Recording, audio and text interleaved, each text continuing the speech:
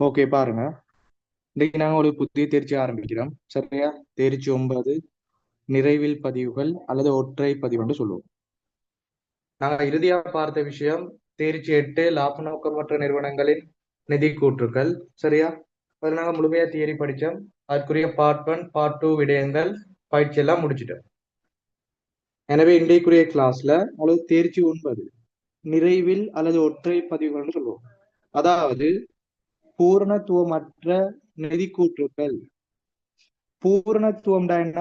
முழுமையா நாங்க ஒரு கணக்கை செய்வோம் அல்லது முழுமையாக நிதி கூற்றுக்களை தயாரிச்சா பூரணத்துவம். நிறைவில் பதிவு அல்லது ஒற்றை பதிவுன்னு சொல்றது பூரணத்துவமற்ற நிதி கூற்றுக்கள். நாங்க நிதி கூற்றுக்களை முழுமையா தயாரிக்க மாட்டோம். அதுல பிழைகள் வழுக்கள் காணப்படலாம்.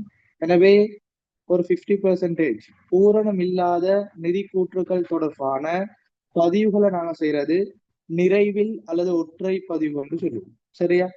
எனவே எல்லாரும் தலைப்பு போடுங்க. நிறைவில் அல்லது ஒற்றை பதிவுகள் போடுங்க. அது கீழே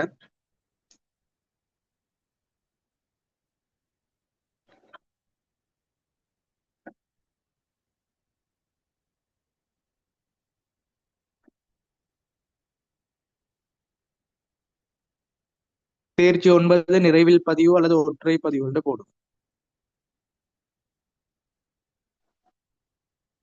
நான் இதுவரைக்கும் படிச்ச விடயங்கள் தேர்ச்சி 6 தனியுடைமை வணிகங்கள் நிதி கூற்றுக்கள், அடுத்த தேர்ச்சி 7 பார்த்தோம் உற்பத்தி கிரைய கூற்று, தேர்ச்சி 8 லாப நோக்கமற்ற நிறுவனங்களின் நிதி கூற்றுக்கள் பார்த்தோம். சரியா? அப்ப இதெல்லாம் நாங்க பார்த்தது தனித்தனி நிதி கூற்றுக்கள். அதுல முழுமையா பதிவுகள் இடம்பெறும். இப்ப உங்களுக்கு தேர்ச்சி 3ல படிச்சுப்பீங்க இரட்டை பதிவுகள், இரட்டை விலை விதி. இரட்டை பதிவுகளுக்கு அமைத்தான் நாங்க கணக்குகளை பதிவு செய்யறோம். ஆனா இதுல பாருங்க நிறைவில் பதிவு அல்லது ஒற்றை பதிவு முழுமையா பதிவு இடம்பெற இல்லை. 2 பதிவுக்கு பதிலா ஒரு பதிவு தான் இடம்பெற்று. அங்க பதிவுகள் பூரணத்துவம் இல்ல. அப்படி காணப்படக்கூடிய தகவலை அடிப்படையா கொண்டு நாங்க நிதி கூற்றுக்களை தயாரிக்கிறது. அதை நாங்க சொல்லுவோம் நிறைவில் அல்லது ஒற்றை பதிவுகள். சரியா? இப்ப நாங்க பாடத்துக்குள்ள போவோம்.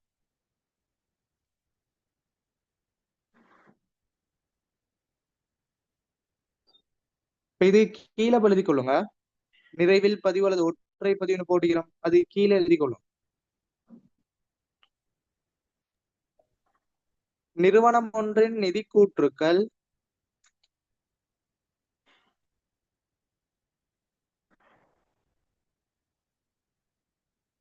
நிறுவனம் ஒன்றின் நிதி கூற்றுக்கள்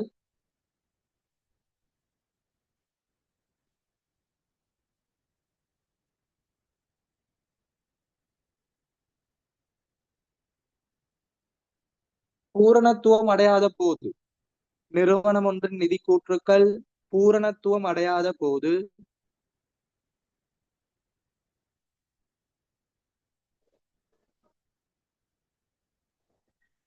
நிதி கூற்றுக்களை தயாரித்தல்.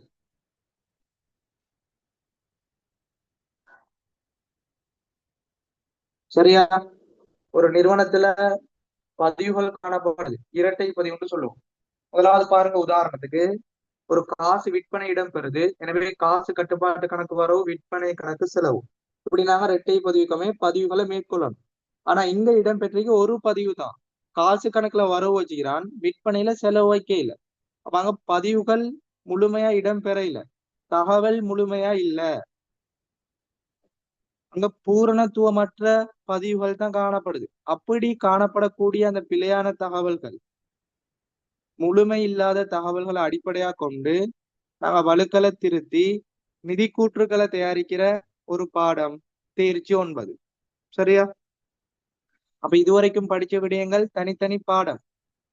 கணக்கீட்டு சமன்பாடு, இரட்டை பதிவுகள், கணக்கீட்டு எண்ணக்கருக்கள், மூலஏடுகள், தனியுடைமை வணிகங்கள நிதி கூற்றுக்கள், உற்பத்தி கிரைய கூற்று, அடுத்து சந்தா லாப நோக்கமற்ற நிறுவனம். இதெல்லாம் தனிப்பட்ட விடயங்கள். இந்த தேர்ச்சி 9 நீங்க இதுவரைக்கும் படிச்ச தேர்ச்சி 1ல இருந்து தேர்ச்சி 8 வரையான இந்த விடயங்கள்ல தகவல் முழுமையாய் காணப்படாது. ஒரு 80% அல்லது ஒரு 60% தான் தகவல் பதிவு செய்யப்பட்டிருக்கும்.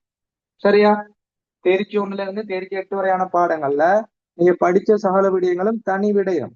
அதுல படிச்ச சகல விடயங்கள்ல உங்களுக்கு தகவல் முழுமையா பதிவு செய்யப்பட்டிருக்காது. இது உதாரணத்துக்கு சொல்றேன், ஒரு 80% அல்லது 60% தான் பதிவு செய்யப்பட்டிருக்கு.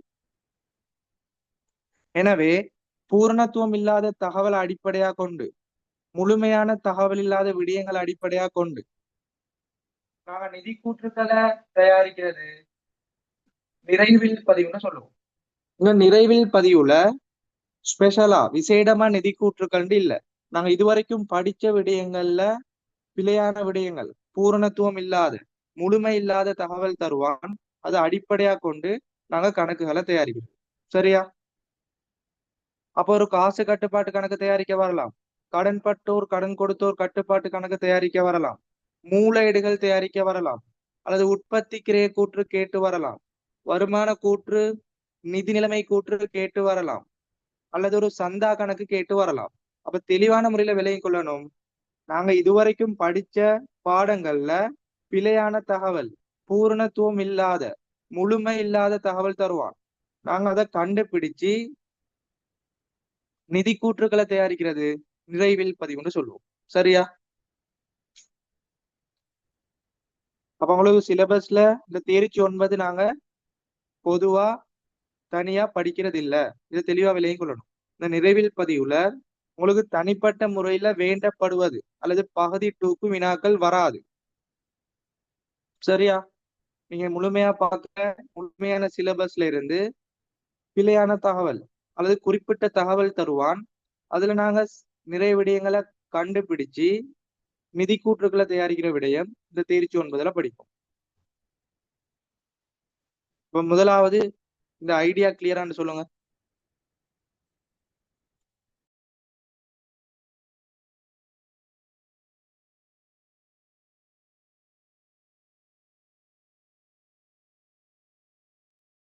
சரியா?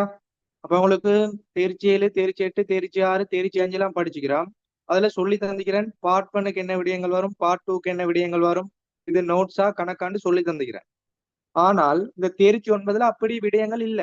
தெளிவா விளங்கிக் கொள்ளணும். இதுல குறிப்பிட்ட தேர்ச்சி 9 ஒரு நிறைவில் பதிவுல வரக்கூடிய நிதி கூற்றுகள் காணப்படாது. இது விசேடமா பார்ட் 1க்கு வருமா, பார்ட் 2க்கு வருமா, அப்படி உங்களுக்கு சிலபஸ்ல இல்ல. சரியா? அப்ப நிறைவில் பதிவு அல்லது ஒற்றை பதிவு, 2 பதிவுகள் தான் பதிவு செய்யணும். அவன் பிழையா ஒரு பதிவு தான் பதிவு செஞ்சுக்கிறான். ஒரு கணக்க முழுமையா பதிவு செய்ய இல்ல, கம்ப்ளீட் பண்ண இல்ல, பூரணத்துவம் இல்ல, அப்படி தகவல்களை தந்தா அதை அடிப்படையா கொண்டு நாங்க எப்படி ஒரு நிதி கூற்றுக்களை தயாரிக்கிறது, அதை நாங்க சொல்லுவோம் தேர்ச்சி 9 நிறைவில் பதிவு. இது உங்களுக்கு பார்ட் 1லயும் வரலாம், பார்ட் 2லயும் வரலாம். சரியா? அது சீராக்கங்களை பொறுத்து பார்ட் 1 பார்ட் 2 விடயங்கள்ல வரலாம். உங்களுக்கு விசேடமா இந்த கணக்கு நிறைவில் பதிவுண்டு இல்ல. நீங்க எந்தெந்த விடயங்களை கண்டுபிடிச்சு சீராக்கங்களை மேற்கொண்டு செய்றீங்களோ அதெல்லாம் நிறைவில் பதிவுன்னு சொல்லுவோம். சரியா? இப்ப நாங்க பாடத்துக்குள்ள போவோம். அப்ப இந்த விடயங்கள் உங்களுக்கு கிளியர்னா செட்ல போடுங்க. இந்த தேர்ச்சி 9ல விசேடமா விடயங்கள் வராது. அது பார்ட் 1ஆ பார்ட் 2 தெரியாது.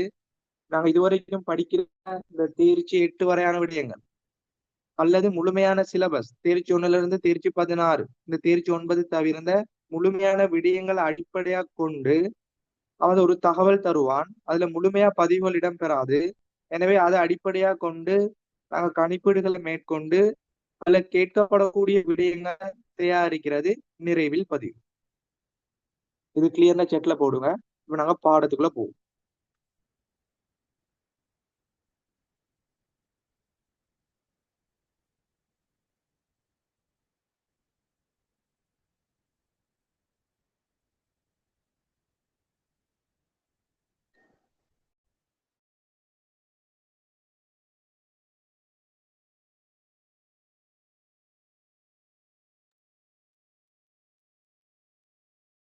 சரியா? உங்களுக்கு முதலாவது நிறைவில் பதிவு படிக்கிறதுக்கு முன்னுக்கு அதுல ஐடியா எல்லாருக்கும் கிளியரா?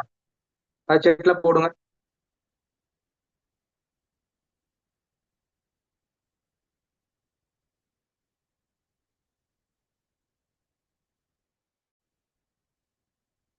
இந்த தேர்ச்சி 9ல உங்களுக்கு நோமலா நிறைவில் பதிவு தொடர்பான சில குறிப்பிட்ட நோட்ஸ் காணப்படுது. அது உங்களுக்கு பார்ட் 1ல கேட்டு வரலாம். சரியா? ஒரு சில அடிப்படை தியரி நோட்ஸ் காணப்படுது, அதை நாங்க பார்ப்போம். அதுக்கு பிறகு நாங்க பயிற்சிகளுக்கு போவோம். சரியா? அந்த பயிற்சின்னு சொல்றது நீங்க இது வரைக்கும் படிச்ச தெளிவா சொல்லிட்டேன். தேர்ச்சி 1 இருந்து தேர்ச்சி 8 அதுக்குள்ள வர விடயங்கள் அடிப்படையா தான் வரும். சரியா?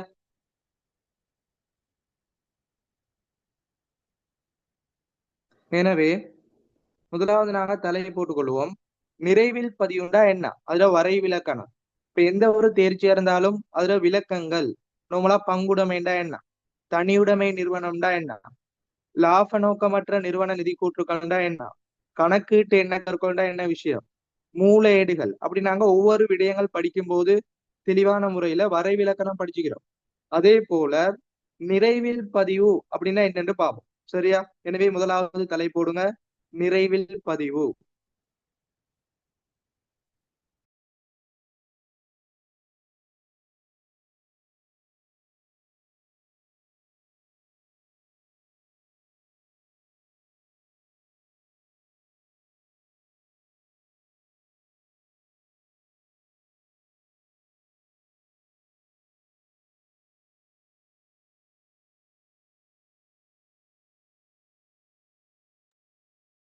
நிறைவில் பதிவு பாருங்க. உங்களுக்கு முதலாவது ஒரு நிறுவனம் காணப்படுது. சரியா?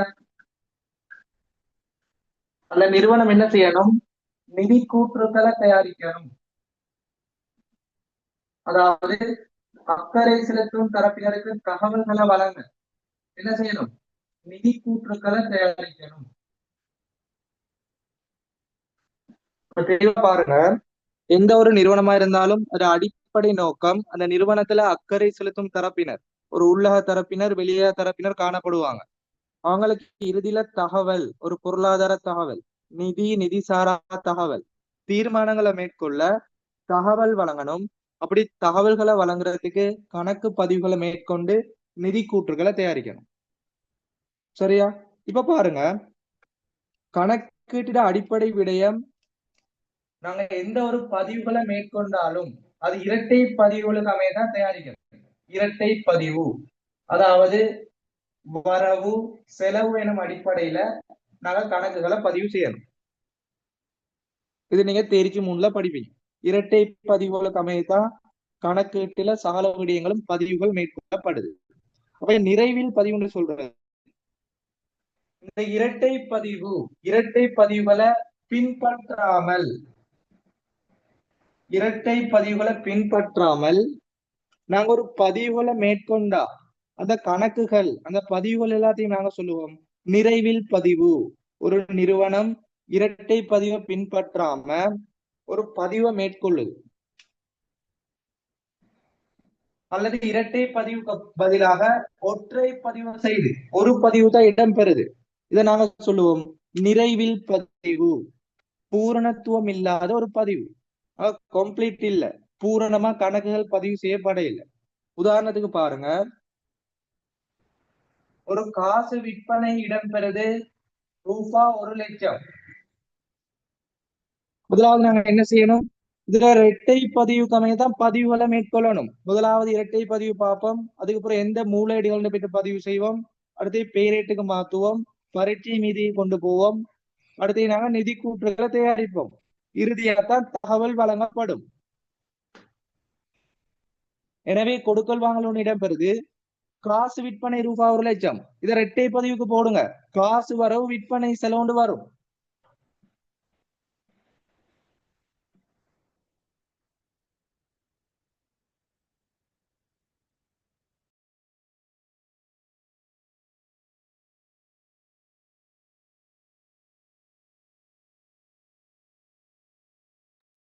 சரியா? காசு வரவு விற்பனை செலவுண்டு வரும். அப்ப இதெல்லாம் சொல்ல வர விஷயத்தை தெளிவா விளங்கிக் கொள்ளுங்க. நிறைவில் பதிவுகள்டா நிறுவனங்களானது இரட்டை பதிவுகளை பின்பற்றாமல், வரவு செலவு என பின்பற்றாமல் கணக்குகளை பதிவு செய்யறது நிறைவில் பதிவு. இரட்டை பதிவுகளை பின்பற்றாம கணக்குகளை பதிவு செய்யறது, அதாவது காசு வரவு விற்பனை செலவு நீங்க பதிவு செய்யணும். அவன் என்ன செய்யறான்? காசு கணக்குல வரவு வைக்கப்படுது, விற்பனை கணக்குல செலவு வைக்கப்பட இல்லை, ஒரு பதிவுகள் தான் இடம்பெறுது. இரட்டை பதிவுகளை பின்பற்ற இல்ல. அப்படி இரட்டை பதிவை பின்பற்றாம ஒரு கணக்குகளை பதிவு செஞ்சா, அது இரட்டை பதிவுகளுக்கு முரணாக பதிவுகளை செஞ்சா அதை நாங்க சொல்லுவோம் நிறைவில் பதிவு. கம்ப்ளீட் இல்லாத, பூரணத்துவம் இல்லாத ஒரு பதிவுன்னு சொல்லுவோம். இது கிளியர்னா செட்ல போடும். நிறுவனங்களானது இரட்டை பதிவு முறையினை முற்றிலும் பின்பற்றாமல் கணக்குகளை பேணுதல் நிறைவில் பதிவு ஆகும்.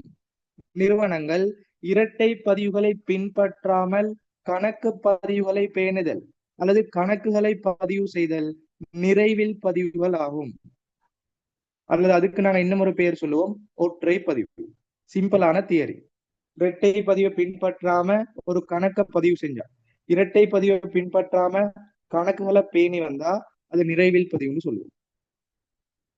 எனவே முதலாவது விஷயம் நிறைவில் பதிவு கிளியர்னா செட்ல போடுங்க. இப்ப நாங்க நோட்ஸ் எழுதி கொள்வோம்.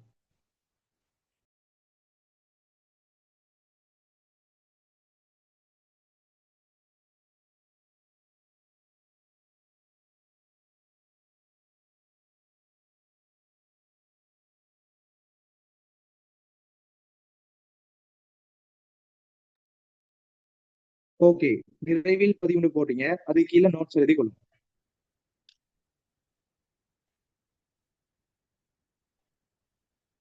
நிறுவனங்களானது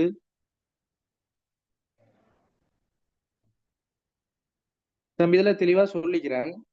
உங்களுக்கு நிறைவில் பதிவு விசேஷமா இந்த பேப்பர்ல இந்த டைம்ல வராது. சரியா? நான் படிக்கக்கூடிய விடயங்கள் இதுவரைக்கும் படிச்ச சகல விடயங்களை அடிப்படையாக கொண்டு ஒரு பூரணத்துவம் இல்லாத தகவலை தருவான். அதை அடிப்படையாக கொண்டு கணக்குகளை கணிப்பீடு செய்யணும்.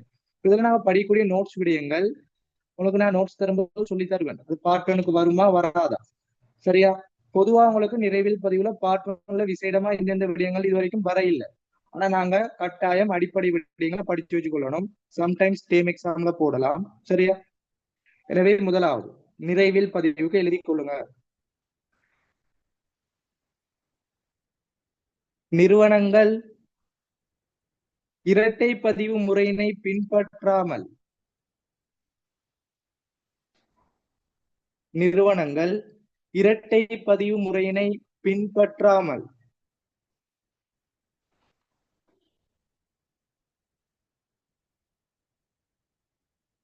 நிறுவனங்கள் இரட்டை பதிவு முறையினை பின்பற்றாமல் கணக்குகளை பேணுதல் அல்லது கணக்குகளை பதிவு செய்தல். நிறுவனங்கள் இரட்டை பதிவுகளை பின்பற்றாமல் கணக்குகளை பேணுதல் நிறைவில் பதிவு ஆகும்.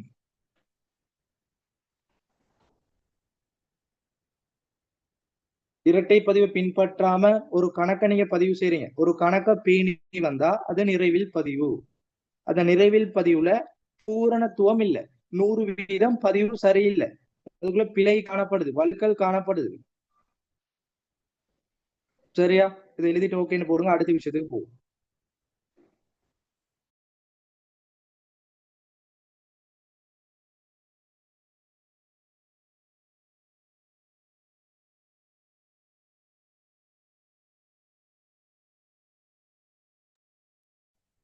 ஓகே, அவ்வளவு தெளிவா உதாரணம் சொல்லி தந்தேன்.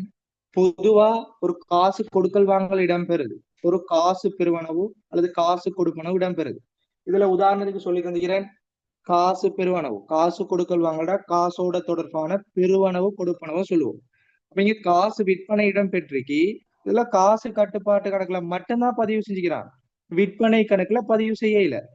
அப்ப காசுல மட்டும் பதிவு செஞ்சா அது இரட்டை பதிவா இல்ல, ஒரு பதிவு தான் இடம்பெற்றிருக்கு. எனவே அதை நாங்க நிறைவில் பதிவுன்னு சொல்லுவோம். எனவே அடுத்த நோட்ல போட்டுக்கோங்க.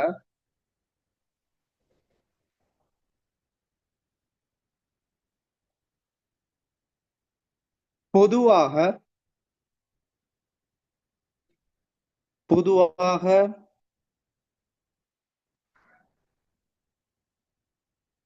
இம்முறையில் காசு கொடுக்கல் வாங்கலானது பொதுவாக இம்முறையில் காசு கொடுக்கல் வாங்கலானது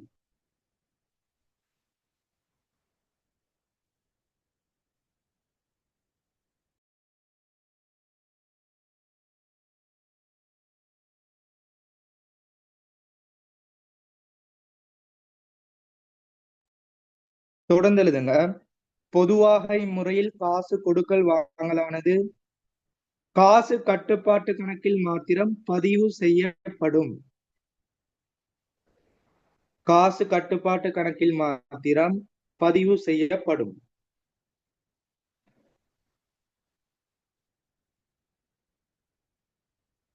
ஏனைய பதிவுகள் அல்லது மற்றைய பதிவுகள் மேற்கொள்ளப்படுவதில்லை. பொதுவாக இம்முறையில் காசு கொடுக்கல் வாங்கலானது காசு கட்டுப்பாட்டு கணக்கில் மாத்திரம் பதிவு செய்யப்படும். ஏனைய பதிவு அல்லது மற்றைய பதிவுகள் மேற்கொள்ளப்படுவதில்லை. சரியா? இதை எழுதி கொள்ளுங்க.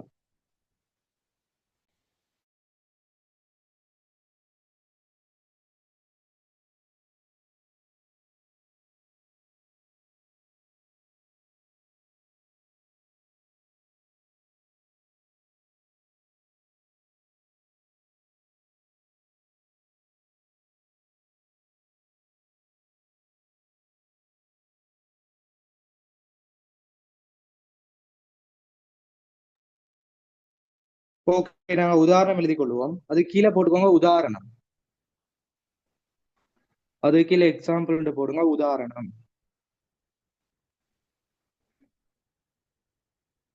எழுதி கொள்ளுங்க. காசு விற்பனை ரூபா 1,00,000 போடுங்க. காசு விற்பனை ரூபா 1,00,000.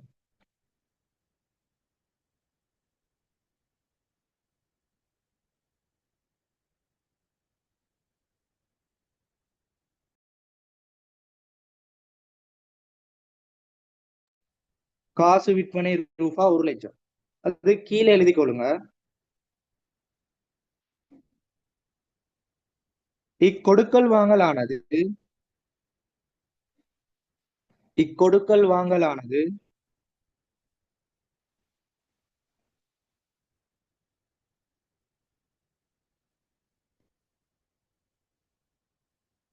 காசு கட்டுப்பாட்டு கணக்கில் வரவில் பதிவு செய்யப்பட்டுள்ளது. இக்கொடுக்கல் வாங்கலானது காசு கட்டுப்பாட்டு கணக்கில் வரவில் பதிவு செய்யப்பட்டுள்ளது.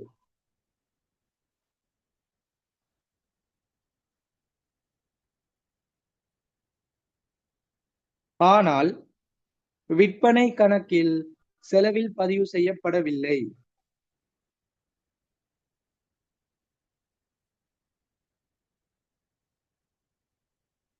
இக்கொடுக்கல் வாங்கலானது காசு கட்டுப்பாட்டு கணக்கில் வரவில் பதிவு செய்யப்பட்டுள்ளது. ஆனால் விற்பனையில் பதிவு செய்யப்படவில்லை.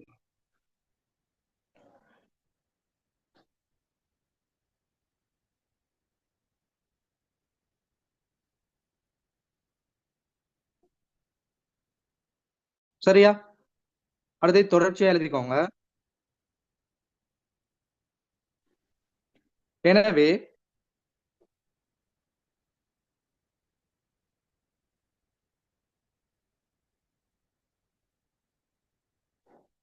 கொடுக்கல் வாங்கல்கள்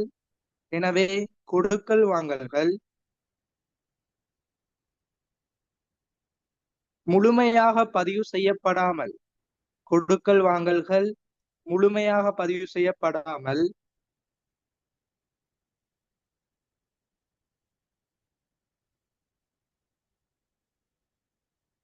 கொடுக்கல் வாங்கல்கள் முழுமையாக பதிவு செய்யப்படாமல்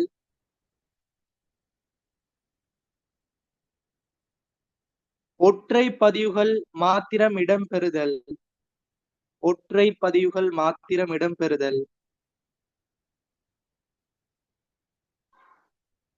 நிறைவில் பதிவு ஆகும்.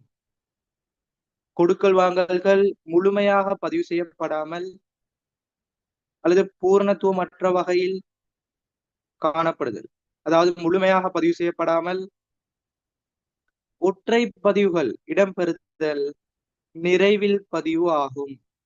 இப்ப இதுவரைக்கும் சொன்ன நோட்ஸ் எல்லாம் எழுதினா கிளியர்னா செட்ல போடுங்க. அப்ப நாங்க இதுல பாக்குறோம் நிறைவில் பதிவுனா என்ன, அதுதான் உங்களுக்கு தெளிவா சொல்லித்தாரு.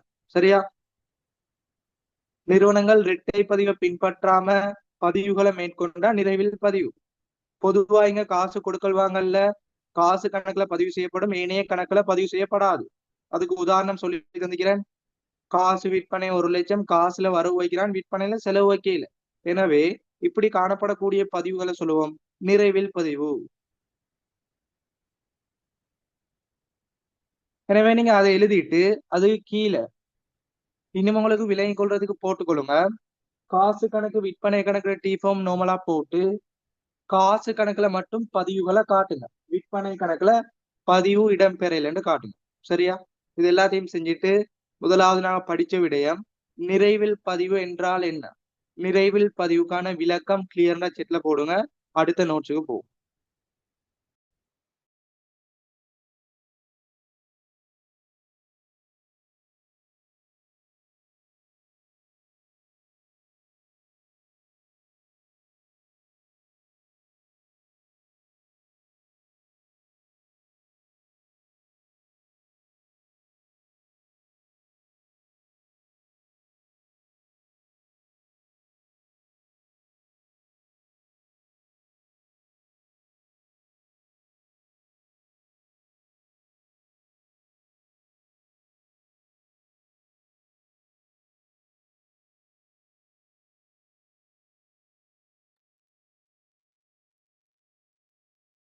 சரி, ஓகே, நாங்க அடுத்த விஷயத்துக்கு போவோம். ஒரு நிறுவனங்கள் அல்லது பொதுவாக நிறுவனங்கள் நிறைவில் பதிவுகளை மேற்கொள்ற காரணம், நிறைவில் பதிவுகளை என்னதுக்கு பதிவு செய்யறாங்க, அதற்கான காரணங்களை பார்ப்போம். சரியா? அப்ப உங்களுக்கு இந்த தேர்ச்சியில கூடுதலான நோட்ஸ் இல்ல, குறிப்பிட்ட பேசிக் விடயங்கள் மட்டும்தான் ஆகி அதை நீங்க நார்மலா தெரிஞ்சு வச்சுக்கோங்க. சம்டைம்ஸ் எக்ஸாம் கேட்கப்படலாம். இதுவரைக்கும் நிறைவில் பதிவுல இருந்து நோட்ஸ் விடயங்கள் கேட்கப்படவில்லை. சரியா? எனவே அடுத்த விஷயத்துக்கு போவோம். நிறைவில் பதிவு முறையில ஒரு கணக்குகளை பேணுவதற்கு காரணம் என்ன? இப்படி அவன் பிழையா கணக்குகளை பதிவு செய்யறதுக்கு, இரட்டை பதிவை பின்பற்றாம ஒரு கணக்கை பதிவு செய்யறதுக்கு காரணம் என்ன? அதை நாம பார்ப்போம். எனவே அடுத்த தலை போடுங்க.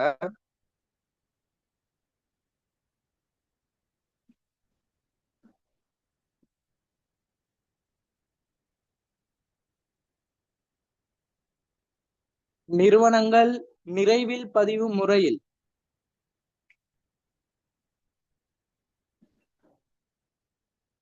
நிறுவனங்கள் நிறைவில் பதிவு முறை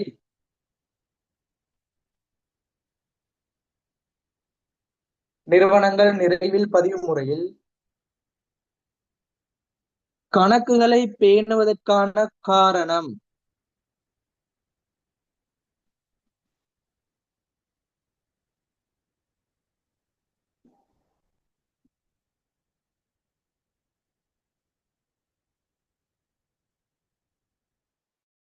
நிறுவனங்கள் நிறைவில் பதிவு முறையில் கணக்குகளை பேணுவதற்கான காரணம். இப்ப நாங்க கணக்குகளை எப்படி பதிவு செய்யணும்? இரட்டை பதிவுக்காமே பிழை இல்லாம சரியா பதிவு செய்யணும். சரியா?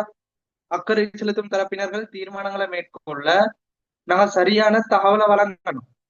அப்படி சரியான தகவல் வழங்காம இரட்டை பதிவை மேற்கொள்ளாம ஒற்றை பதிவை மேற்கொள்றான், இரட்டை பதிவை பின்பற்றாமல் பிழையா பதிவு செய்யறான். அப்படி பிழையா பதிவு செய்யறதுக்கு என்ன காரணம்னு பார்ப்போம். எனவே பாருங்க, முதலாவது விஷயம், இப்ப நீங்க ஒரு கணக்கு பதிவு செய்ய போறீங்க அல்லது ஏதாவது ஒரு விடயம் செய்ய போறீங்க, அதுல ஒரு பிழை ஏற்படுதுன்னா அதுக்கு முதலாவது காரணம் என்ன? யாராவது சொல்லுங்க பாப்போம். இப்ப நீங்க ஒரு பரீட்சை எழுத போறீங்க அல்லது ஒரு கணக்குகளை பதிவு செய்ய போறீங்க அல்லது ஒரு பார்ட் 1 பேப்பர், பார்ட் 2 பேப்பர் செய்ய போறீங்க அல்லது எந்த ஒரு ஒரு விடயங்களை மேற்கொண்டாலும் அதுல ஒரு பிழை இடம் பெறுது, ஒரு வலு இடம் பெறுது. எனவே அதுக்கு முதலாவது அடிப்படை ரீசன் காரணம் என்னவா இருக்கும்? சொல்லுங்க பாப்போம். அது அது பத்தின அறிவு இல்லாம இருக்கிறது. Okay, very good. அப்ப தெளிவான முறையில பாருங்க, நாங்க எந்த ஒரு விடயம் செஞ்சாலும் முதலாவது பேசிக் நாலேஜ் தேவை, அது தொடர்பான அறிவு தேவை. இப்ப நாங்க ஒரு கணக்குகளை பதிவு செய்ய போறோம்டா அடிப்படையா இரட்டை பதிவு தெரிஞ்சாதான் கணக்குகளை பதிவு செய்யலாம். எனவே முதலாவது விஷயம் இரட்டை பதிவு தொடர்பான அறிவின்மை. அப்ப இரட்டை பதிவுண்டா என்னன்னு தெரியாது. இரட்டை பதிவுகள் எப்படி வரும், இரட்டை பதிவுகள் வரவு செலவா அல்லது இரட்டை பதிவோட விதி எப்படி காணப்படுது, வரவு செலவு அதிகரித்து எப்படி வரும், கணக்கு வகைகள் இறுதி மீதிகள் எப்படி காணப்படும், சாதக மீதி எப்படி, பாதக மீதி எப்படி, அனைத்து கொடுக்கல் வாங்கலுக்குமான இரட்டை பதிவுகள் எப்படி வரும், வெட்டோட வந்தா இரட்டை பதிவு எப்படி வரும், பொருட்கள் உட்திரும்பினா வெளித்திரும்பினா அல்லது பொது நாளேடுகள்ல பதிவு செய்யற கொடுக்கல் வாங்கலுக்கு இரட்டை பதிவு எப்படி வரும்? இப்படி நாங்க இரட்டை பதிவு தொடர்பான முழுமையான நாலேஜ் காணப்படணும். இரட்டை பதிவு தொடர்பான பூரண அறிவு இருந்தாதான் நாங்க கணக்குகளை பிழை இல்லாம பதிவு செய்யலாம். எனவே இந்த இரட்டை பதிவு தொடர்பான அடிப்படை அறிவே இல்லை. அப்ப முதலாவது என்ன இடம்பெறும்? அங்க ஒரு வலு இடம்பெறும். நிறைவில் பதிவு முறையில தான் பதிவுகளை மேற்கொள்ளுவோம். எனவே முதலாவது பாயிண்ட்ஸ் எழுதி கொள்ளுங்க. இரட்டை பதிவு தொடர்பான அறிவின்மை.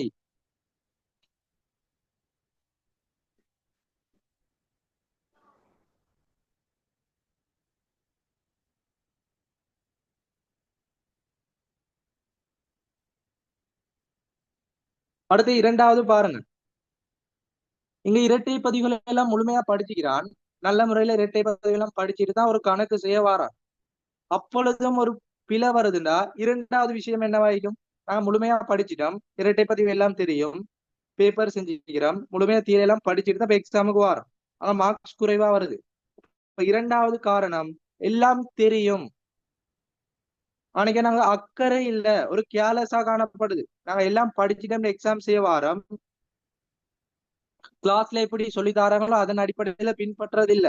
ஒரு பார்ட் பண்ணி இந்த அடிப்படையில தான் செய்யணும்னு சொல்லி தராங்க, அதை பின்பற்றது இல்ல. ஸ்டோட் மெத்தட்ல போறது. அப்படி இல்லையா நோட்ஸ் விடயங்களை படிக்காம கணக்கை மட்டும் பதிவு செஞ்சுட்டு வாரது. அப்படி இல்லையா ஒரு கணக்கு குறிப்பிட்ட ஆண்டுக்கு கேட்கிறான், வருடத்துக்கு ஆன்சர் கேட்கிறான், நீங்க மாதத்துக்கு கணிப்பிட்டு போடுறீங்க. அல்லது மாதத்துக்கு கேட்கிறான், நீங்க ஆண்டுக்கு போடுறீங்க. அல்லது குறிப்பிட்ட திகதிகளை கவனத்துல கொள்ளாம கணக்குகளை மேற்கொள்றீங்க. எனவே இரண்டாவது விஷயம் அக்கறை இல்ல.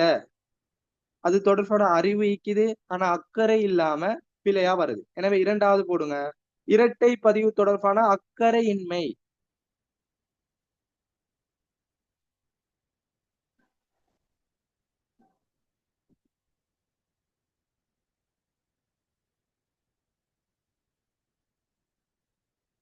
இப்ப முதலாவது விஷயம், உங்களுக்கு இரட்டை பதிவு தொடர்பா அறிவே இல்லை. இரண்டாவது எல்லாம் தெரியுது, ஆனா நீங்க கவனத்துல எடுக்காம கேர்லெஸ்ஸா பிழைகளை விட்டா அங்க இரட்டை பதிவு தொடர்பான விடயங்கள் பிழையாக பதிவு செய்யப்படும். அடுத்து மூன்றாவது, இப்ப நாங்க கணக்குகளை பதிவு செய்யறோம். உங்களுக்கு ஆரம்ப காலத்துல கணக்கு பதிவு எப்படி இடம்பெற்றுச்சு? மூல ஏடு, அதாவது கையேடாக காணப்பட்டுச்சு. நீங்க ஒரு புத்தகத்துல பதிவு செய்வீங்க, இது ஆரம்பத்துல கணக்குகள் பதிவு செய்யப்படுற முறை. ஆனா இப்ப உங்களுக்கு டெக்னாலஜி, இப்ப எப்படி நீங்க கணக்குகளை பதிவு செய்றீங்க?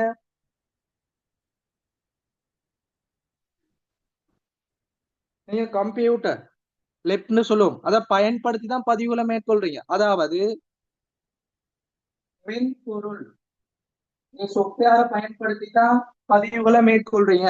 இப்ப வரக்கூடிய சகல கணக்கிட்ட பதிவுகளும் புத்தகத்துல பொதுவா பதிவு செய்யப்படுறது இல்ல. நீங்க என்ட்ரி பண்றது மட்டும்தான் உங்களோட வேலை. சாஃப்ட்வேர்ல மென்பொருளை பயன்படுத்தி பதிவு மேற்கொள்றீங்க. எனவே ஒரு கணக்குகளை பதிவு செய்யும் போது அவர் கொஸ்டிடம் பெறும், ஒரு செலவுகள் ஏற்படும், செலவுகள் இடம்பெறும். நீங்க புத்தகத்துல பதிவு செய்யறதுன்னா பதிவு செய்யறதுக்கு ஒரு நபர் தேவை, அவருக்கு சம்பளம் வழங்கணும். அடுத்து புத்தகங்கள் தேவை, பேப்பர் தேவை, அதுக்கு எழுதுறதுக்கு உங்களுக்கு பொருட்கள் தேவைப்படும். அப்படி கொஸ்ட் இடம்பெறும்.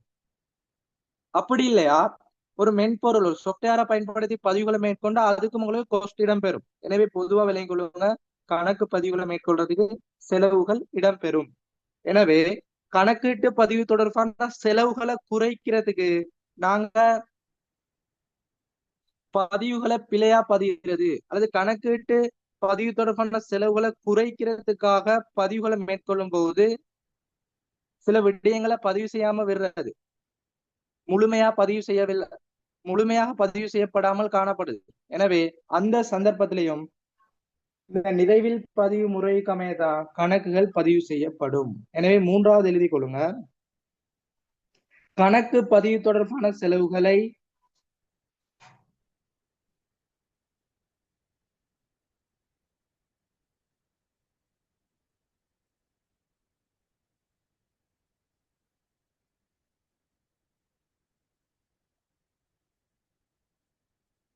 கணக்கீட்டு பதிவு தொடர்பான செலவுகளை குறைக்க முற்படல். இப்ப நீங்க செலவுகளை குறைக்க ட்ரை பண்றீங்க, முயற்சி செய்வதன் காரணமா நீங்க முழுமையா பதிவு இடம்பெறாம நிறைவில் பதிவுக்கு அமைய பதிவுகள் இடம்பெறுது. எனவே நாங்க முதலாவது பார்த்த விஷயம் நிறைவில் பதிவுனா என்ன, ஓகே, அடிப்படை விடயம். இப்ப நாங்க ரெண்டாவது பார்த்தது ஒரு முக்கியமான விடயம், சில நிறுவனங்களும் இப்பவுமே கணக்கு செய்யுது, யாம் பிள்ளை ஓடுது. எனவே 3 பாயிண்ட்ஸ் பாத்துக்கிறோம். இரட்டை பதிவு தொடர்பாக அறிவில்லை, நாலேஜ் இல்ல. இரண்டாவது நாலேஜ் இருக்குது, ஆனா கேர்லெஸ்ஸா முழுமையான கணக்குகளை வாசிக்கிறது இல்ல. அதுல எப்படி ஆண்டு கேட்கிறானா மாதத்துக்கு கேட்கிறானா அது பாக்குறது இல்ல. எந்த வாடிக்கையாளரோட கொடுக்கல் வாங்க இடம்பெறுது அப்படின்னா முழுமையா பார்க்காம கேர்லெஸ்ஸா செஞ்சா, ஒரு அக்கறை இல்லாம செஞ்சா நிறைவில் பதிவு அமைய இடம்பெறும். மூன்றாவது, அந்த கணக்கீட்டு பதிவுகள் தொடர்பான செலவுகளை குறைக்கிறதுக்கு முயற்சி செய்யறோம், அதன் போது பிழைகள் இடம்பெறுது. சரியா? இதை நார்மலா படிச்சு வச்சுக்கொள்ளுங்க, சம்டைம்ஸ் டேம்ல கேட்டு வரலாம். ஆனா பொதுவா உங்களுக்கு இந்த நிறைவில் பதிவுல இருந்து பார்ட் 1 நோட்ஸ் விடயங்கள்ல கேட்டு வாரது இல்ல, நார்மலா விலகி கொள்ளுங்க.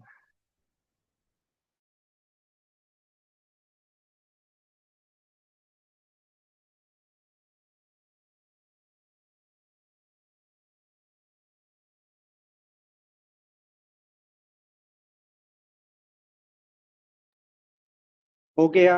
இந்த நோட்ஸ் வந்து கிளியரா செட்ல போடுங்க. அடுத்த விடயத்துக்கு போகும். இந்த நிறைவில் பதிவுல அடிப்படை நோட்ஸ் மட்டும் தான் காணப்படுது. அடுத்து நாங்க பார்க்க வேண்டிய ஒரு சில நோட்ஸோட இந்த தியரி முடிவடையும். அதுக்கு பிறகு நாங்க பயிற்சிக்கு போவோம். சரியா? பிழையான தகவலை தருவான், பூரணத்துவம் இல்லாத தகவலை தருவான், அதை அடிப்படையா கொண்டு எப்படி நாங்க கணக்குகளை பதிவு செய்யறது, அதுக்கு நாங்க டிரெக்டா பயிற்சிக்கு போவோம்.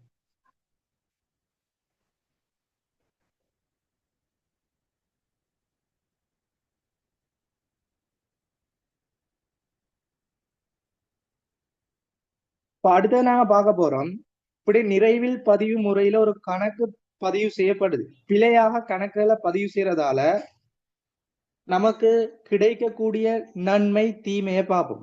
சரியா? இது சம்டைம்ஸ் பேப்பர்ல கேட்டு வரலாம், எனவே விலகிக் கொள்ளுங்க. அவ்வளவு பார்ட் 1 பேப்பர் நோட்ஸ் விடயங்கள் போடுறான், கணக்கு விடயங்கள் போடுறான், அது பல முறையில கேட்கப்படுது. பேப்பர் ஸ்ட்ரக்சர்ல டைம்ல திருப்பி இருக்க சொல்லி தருவேன். எனவே அவ்வளவு நோட்ஸ்ல எழுதக்கூடிய மாதிரி வருது, எம்சிக்யூ பல் தேர்வு கோட் அடிக்க வருது, அல்லது ஸ்ட்ரக்சர் கேள்வி பிசினஸ் ஸ்டடிஸ் மாதிரி வருது. எனவே நோட்ஸ் விடயங்களை சரியா படிச்சு கொள்ளணும். அல்ல சில சில குறிப்பிட்ட விடயங்களை வச்சு வினாக்கள் போடப்படலாம். எனவே அடுத்தது நாங்க போவோம், இப்படி நிறுவனங்கள் நிறைவில் பதிவு முறையில கணக்குகளை பதிவு செஞ்சா நன்மை தீமை எப்படி வரும் அதை பார்த்துக்கொள்வோம்.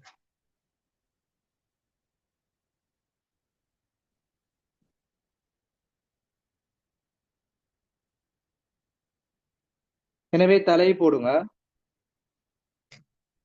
நிறைவில் பதிவு முறையில் தலை போடுங்க. நிறைவில் பதிவு முறையில்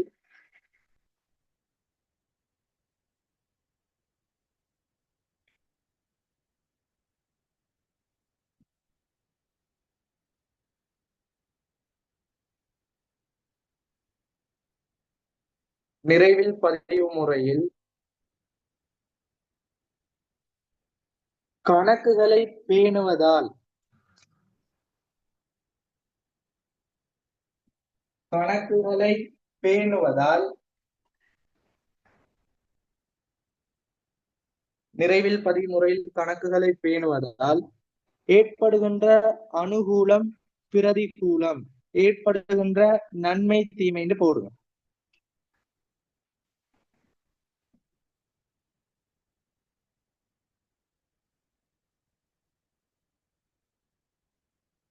அதாவது நிறுவனங்கள் நிறைவில் பதிவு முறையில பதிவுகளை மேற்கொள்ளுது, இரட்டை பதிவு அடிப்படையில பதிவு செய்யாம பிழையா பதிவு செய்யுது.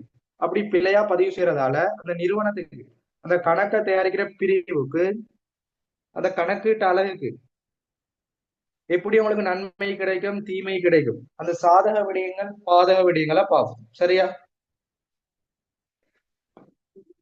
இப்படி பிழையான முறையில பதிவுகளை மேற்கொண்டா நமக்கு எப்படி நன்மை கிடைக்கும் அல்லது தீமை கிடைக்கும், சாதக பாதக விடயம், அனுகூலம் பிரதிகூலம், அதை நாங்க எழுதி கொள்வோம்.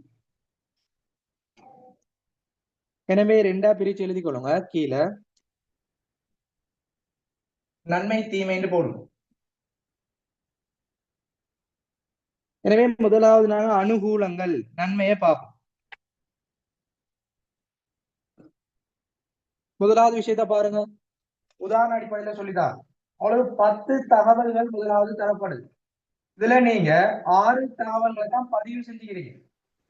10 தகவல்கள் 10 சீராக்கங்கள் தரப்படுது, 6 தான் பதிவு செஞ்சுக்கிறீங்கடா, முழுமையான பதிவுகள் இடம்பெற இல்லை.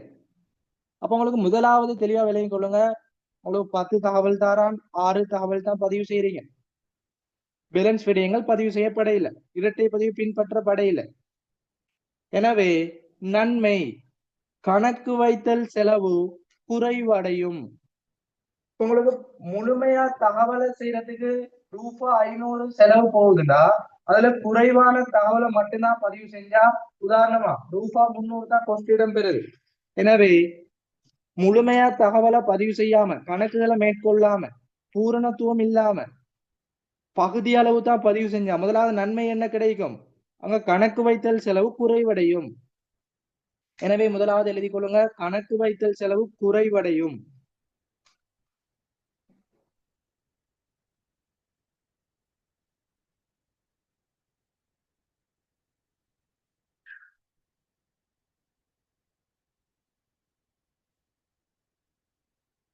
இப்ப நீங்க பார்க்கணும், இதுல நன்மைன்னு சொல்றோம். அப்ப நாங்க கணக்கு வைத்தல் செலவு குறைவடையுது, அப்ப நாங்க நிறைவில் பதிவுல கணக்குகளை செய்யறது இல்ல.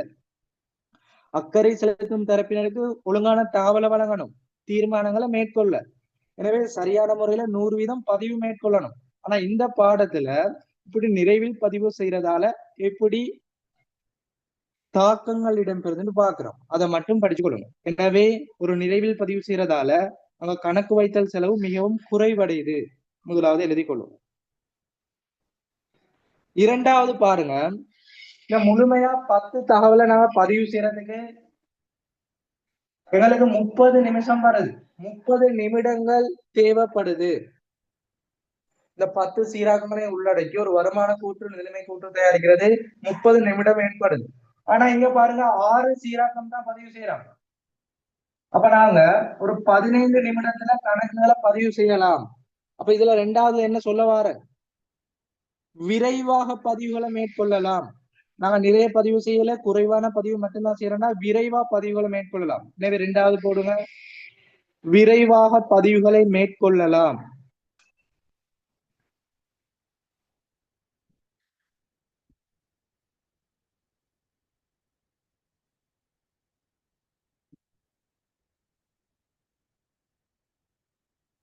முதலாவது கணக்கு வைத்தல் செலவு மிகவும் குறைவடையும். இரண்டாவது விரைவாக பதிவுகளை மேற்கொள்ளலாம்.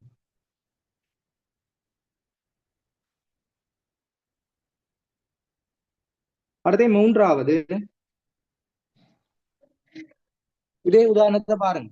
இப்ப முழுமையா ஒரு தகவலை நீங்க செய்யறதுக்கு உங்களுக்கு 2 பேஜ் தேவைப்படுது. ஒரு ஆன்சர் சீட் எடுத்தா அல்லது ஒரு கையேடு புத்தகத்தை எடுத்தா 2 பேஜ் தேவைப்படுது. இப்ப நான் முழுமையா 10 தகவல் செய்யலையே, 6 தகவல் குறிப்பிட்ட அளவு தானே செய்யறோம். எனவே எனக்கு ஒரு பேஜ் போதிய அளவா காணப்படுது. ஒரு பேஜ்லயே நமக்கு தெரிஞ்ச அந்த 6 விடயங்களை மட்டும்தான் பதிவு செய்யறோம், பேலன்ஸை பதிவு செய்ய இல்லை. அப்ப இங்கனையே பாருங்க, ஒரு பேஜ் வந்து நமக்கு சேமிக்கப்படுது. மேலதிகமான பொருட்கள், மேலதிகமான விடயங்கள் குறைவடையுது, நமக்கு எக்ஸ்ட்ரா விடயங்கள் தேவைப்படையில. எனவே முதலாவது எழுதி கொள்ளுங்க. அடுத்தது, ஏனைய ஆளணிகள் அல்லது ஏனைய பொருட்கள் தேவையில்லை.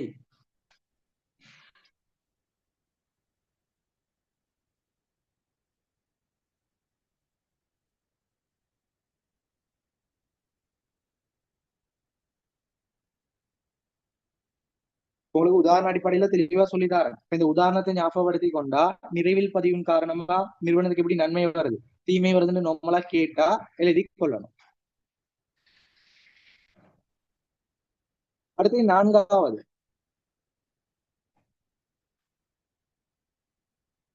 இவ்வாறான நிறைவில் பதிவு முறையில கணக்குகளை மேற்கொள்றதுக்கு நமக்கு பாரிய அளவு நிறுவனம் செய்ய இயலாது. பெரிய பெரிய கம்பெனி, பெரிய பெரிய நிறுவனங்கள்ல கணக்கு பதிவுகள் பாரிய அளவில் இடம்பெறும். சரியா? எனவே இப்படி நிறைவில் பதிவு, பிழையா பதிவு செய்யற விடயங்கள் எந்த நிறுவனத்துக்கு பொருத்தம்டா? சிறிய நிறுவனங்களுக்கு தான் பொருத்தம். அங்கதான் குறிப்பிட்ட அளவான கணக்குகள் பதிவு செய்யப்படலாம், எனவே நிறைவில் பதிவு முறையில கணக்குகள் பதிவு செய்யப்படுது. எனவே 4வது போட்டுக்கோங்க, சிறிய நிறுவனங்களுக்கு பொருத்தமானது.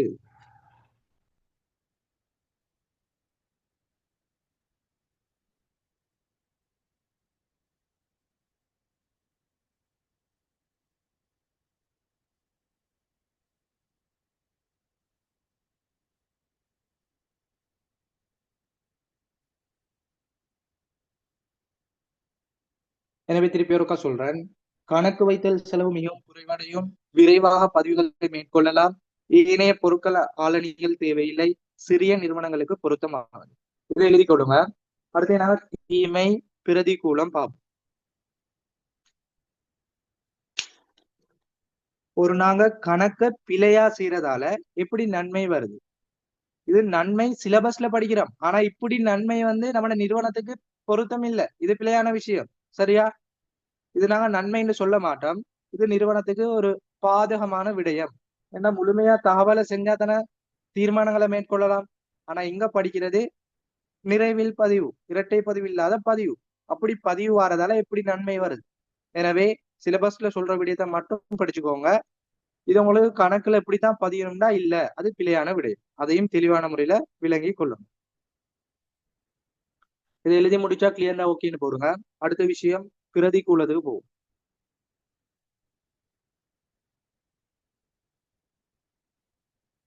உங்களுக்கு கணக்கீட்ட பொறுத்த மட்டும் பார்ட் 1 இலகுவாக செய்யணும்னா பார்ட் 1 பிராக்டிஸ் எடுக்கணும். இப்போ எங்கட கிளாஸ்ல பார்ட் 1 ஸ்பெஷலா பேப்பர் கிளாஸ் போகுது. உங்களுக்கு first time second time paper class முடிச்சுக்கிறேன். புதுசா ஜாயின் பண்ண மாணவர்கள் first time second time paper தேவைண்டா கேட்டுக்கொள்ளுங்க, தருவேன். சரியா? அடுத்து உங்களுக்கு பங்குடுமையை முடிச்சுட்டு தேர்ட் டைம் செய்வேன். இப்போ அதுல பார்ட் 1 எப்படி மெத்தட்ல செய்யறோம்? ஏற்கனவே உங்களுக்கு ஃபர்ஸ்ட் டைம்ல பார்ட் 1ல 4 பேப்பர் மட்டும் செஞ்சுக்கிறேன், பார்ட் 2 பேப்பர் செஞ்சுக்கிறேன். அந்த விடயங்களை திருப்பி ஒருக்கா படிச்சுக்கோங்க. பார்ட் 1 எப்படி செய்யறது ஈஸியா உங்களுக்கு புரியும். அடுத்த விடயம், உங்களுக்கு பார்ட் 2 பதிவுகள் இடம் பெறணும். பார்ட் 2 பதிவுகள் கஷ்டம்னு சொல்லி அப்ப தெளிவா பார்க்கணும். பார்ட் 1 பார்ட் 2 உங்களுக்கு இலகுவான முறையில வரணும், நல்ல மார்க்ஸ் எடுக்கணும்டா அடிப்படையா அந்த தியரி அந்த நோட்ஸ் விடயங்களை முழுமையா படிச்சு கொள்ளணும்.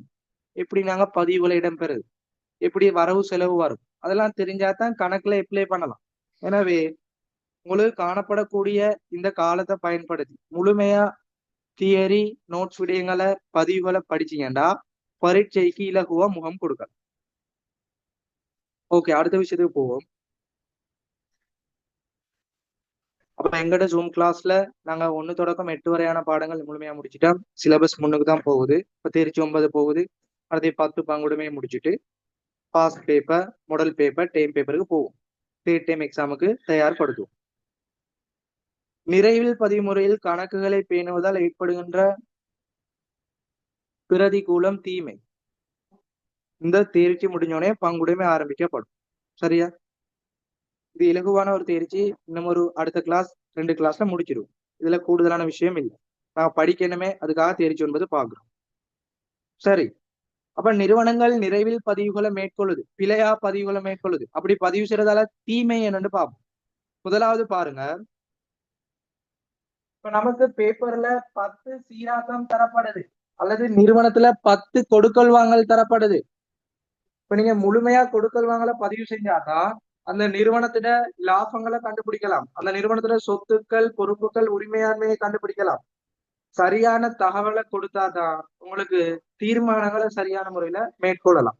எனவே இங்க பூரணத்துவமே இல்ல, ஒழுங்கா பதிவே மேற்கொள்ள இல்ல. அப்ப உங்களுக்கு என்ன தீமை வரும்? முதலாவது நிறுவனத்துக்கு நிறுவனத்துல சரியான பெறுபேறுகளை அறிய முடியாது, அதாவது இலாப நட்டங்களை சரியா கணிப்பிட முடியாது, சொத்துக்கள் பொறுப்புகள் உரிமையாண்மையை சரியா கணிப்பிட முடியாது. எனவே முதலாவது எழுதி கொள்ளுங்க, நிறுவனத்தின் சரியான பெறுபேறுகளை அறிய முடியாது. நிறுவனத்தின் சரியான பெறுபேறுகளை அறிய முடியாது.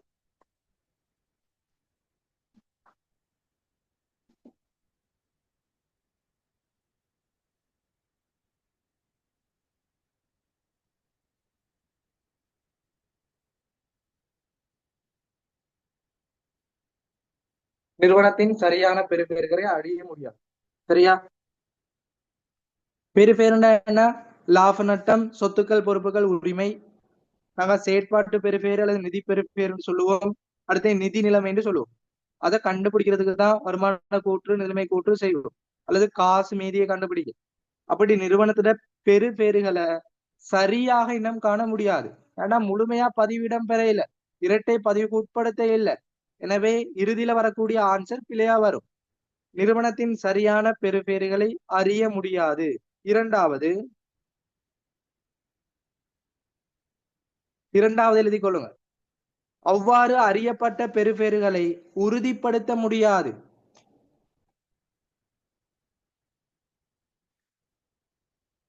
தம்பிங்களுக்கு லாபம் ஒண்ணு வந்துட்டு, லாபத்துல பெருமதி வந்துட்டு, சொத்து பொறுப்புகளை கண்டுபிடிச்சிட்டீங்க. அதை நாங்க உறுதிப்படுத்தி சொல்ல முடியாது. எங்கட கணக்கு சரி, நாங்க செய்யற நிறுவனத்துல கணக்குகள் 100% சரியா காணப்படுது. இப்ப நீங்க அதை அடிப்படையா கொண்டு ஒரு தீர்மானங்களை மேற்கொள்ளலாம், நிறுவனத்துல முதலீடுகளை மேற்கொள்ளலாம், உறுதிப்படுத்தி சொல்ல இயலாது. ஏன்டா இங்க பதிவுகளே 100% கிளியர் இல்ல, பதிவுகள் பூரணத்துவம் இல்ல. எனவே நாங்க உறுதிப்படுத்தி சொல்ல இயலுமா? நாங்க கணிப்பீடு செஞ்சு நாங்க கண்டுபிடிச்ச பெறுபேறுகள் சரிந்து உறுதிப்படுத்த முடியாது. எனவே இரண்டாவது எழுதிக் கொள்ளுங்க. அவ்வாறு அறியப்பட்ட பெறுபேறுகளை உறுதிப்படுத்த முடியாது. அவ்வாறு அறியப்பட்ட பெறுபேறுகளை உறுதிப்படுத்த முடியாது. நிறுவனத்தின் சரியான பெறுபேறுகளை அறிய முடியாது. இரண்டாவது, அவ்வாறு அறியப்பட்ட பெறுபேறுகளை உறுதிப்படுத்த முடியாது. அடுத்து மூன்றாவது எழுதிக் கொள்ளுங்க. செலவுகளை கட்டுப்படுத்த முடியாது. இப்ப நிறுவனங்கள்ல முழுமையா பதிவுகளை மேற்கொள்றோம், சகல விடயங்களின் உள்வாங்கி செய்யறோம். கணக்கீட்டு எண்ணக்கருக்கள், இலங்கை கணக்கீட்டு நியமங்கள், எல்கேஎஸ் எஸ்எல்எஃப்ஆர்ன்னு சொல்லுவோம். நீங்க தேர்ச்சி 11ல படிப்பீங்க, சரியா? கணக்கீட்டு எண்ணக்கருக்களை பயன்படுத்தி தான் கணக்குகளை செய்யணும், இரட்டை பதிவுகளை பயன்படுத்தி தான் கணக்குகளை செய்யணும். அடுத்து கணக்கீட்டு நியமங்கள் ஒரு விஷயமே, அதை பயன்படுத்தி தான் கணக்குகளை செய்யணும்.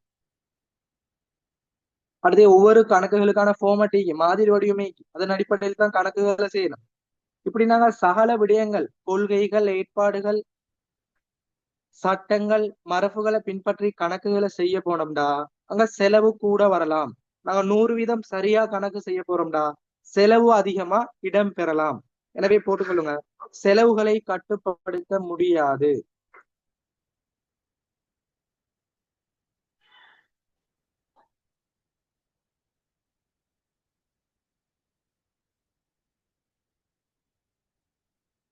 அப்ப உங்களுக்கு ஒரு டவுட் ஒண்ணு வரும், நாங்க பிழையா செய்யறதால செலவு இடம் பெறையில, சரியா செய்யறதால செலவு வருது, அப்ப நாங்க பிழையா செய்யணுமே, சரியா செய்யக்கூடாதான்னு யோசிப்பீங்க. அப்படி இல்ல, நாங்க எந்த ஒரு விடயமா இருந்தாலும் 100% அதை பின்பற்றி பூரணமா செஞ்சோம்னா செலவு வரும், செலவு அதிகரிக்கலாம், செலவு கட்டுப்படுத்த முடியாமல் வரலாம், அப்படித்தான் வரும்.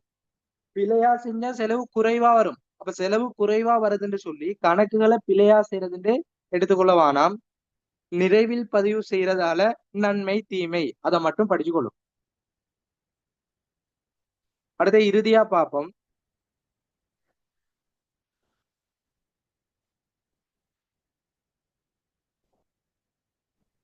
இப்படி நிறைவில் பதிவு செய்யறதால அந்த நிறுவனத்துக்குள்ள மோசடிகள் இடம்பெறலாம். அப்படி மோசடிகள் இடம்பெறதுக்கான ஒரு வாய்ப்பு காணப்படுது. ஏன்டா இரட்டை பதிவோட அறிவில்ல, அக்கறை இல்லாம செய்யப்படுது, ஒழுங்கான முறையில இரட்டை பதிவை பின்பற்றாம கணக்குகளை செய்யறோம், பிழையான முறையில கொள்கைகள் பயன்படுத்தப்படுது, கணக்கீட்டு எண்ணக்கற்கள் பிரயோகிக்கப்படையில. எனவே அங்க ஒரு மோசடி இடம்பெற, தவறு இடம்பெற சாத்தியம், வாய்ப்புகள் காணப்படலாம். எனவே இறுதியா போட்டுக்கோங்க, நிறுவனத்திற்குள் நிறுவனத்திற்குள் ஊழல்கள், மோசடிகள் ஏற்படுவதற்கான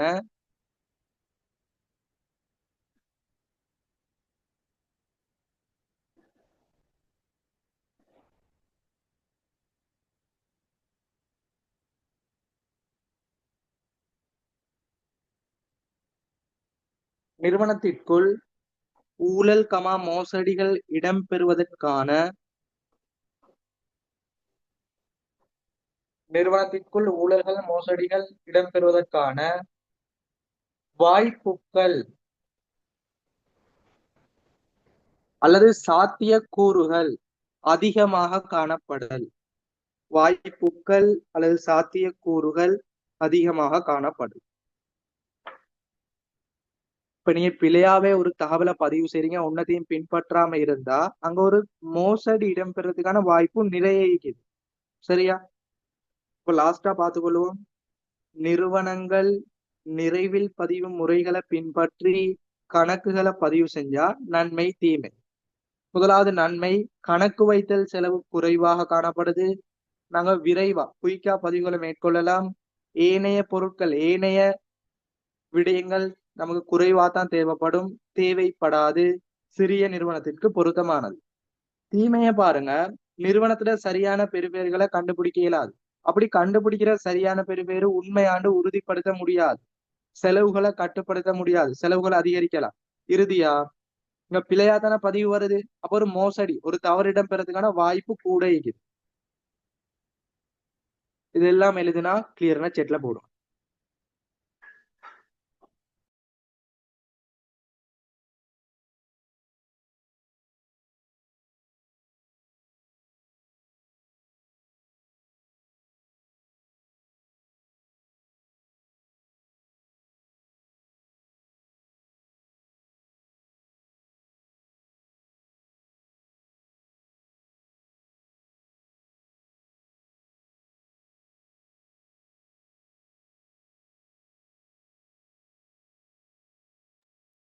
ஓகே, இப்ப நாங்க இறுதி விஷயத்துக்கு வாரோம். இப்ப நாங்க நிறைவில் பதிவுல குறிப்பிட்ட விடயங்கள் பார்த்தோம். இப்ப இறுதி விஷயத்துக்கு வாரோம். இப்படி நிறுவனங்கள்ல பிழையான தகவல் தான் காணப்படுது. நிறைவில் பதிவு முறையில தான் கணக்குகள் இடம்பெறுது. அப்படி காணப்படக்கூடிய அந்த நிறைவில் பதிவுகளை இரட்டை பதிவுக்கு உட்படுத்தி எப்படி நாங்க நிதி கூற்றுகளை தயாரிப்போம், அந்த விடயத்தை பார்ப்போம்.